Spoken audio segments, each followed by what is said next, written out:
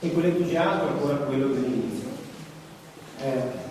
Capri, io lo ricordo, una città di mare, una spiaggia, una località balneare prevalentemente, ed è una città naturalmente che si contraddistingue rispetto al litorale veneto per la sua storia millenaria, per le sue tradizioni, fatta anche sede vescovile, e in una località balneare non sempre è facile fare cultura.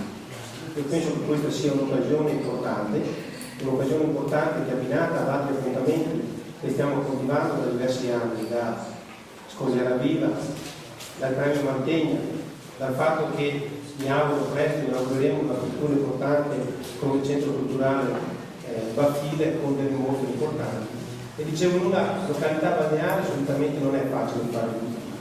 Per noi è una scommessa proprio perché questa città ha delle caratteristiche particolari e penso che sia un'occasione importante per dare l'opportunità non solo ai nostri turisti, ma per dare un'opportunità anche alla nostra comunità, in maniera particolare ai giovani, di poter avere in una società che oggi in maniera vorace consuma le giornate, in maniera veramente veloce, no? Si vive in maniera veramente veloce, un'opportunità di riflessione, ma di aprire la mente e vivere la quotidianità in maniera diversa.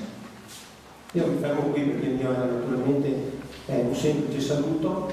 Colgo l'occasione per ringraziare la Regione Veneto, coloro che ho prima citato, per aver scelto Caole, per aver condiviso con noi insieme questo percorso. L'occasione per salutare la moglie del maestro Zanzotto, che con noi testimonia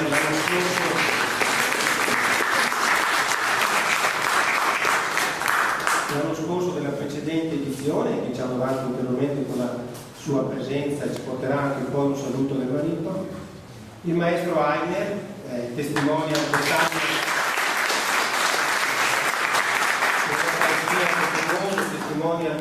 quest'anno di questo appuntamento. L'occasione per ringraziare anche tutti coloro, in maniera particolare gli uffici comunali, dai dirigenti a tutti i collaboratori, l'associazione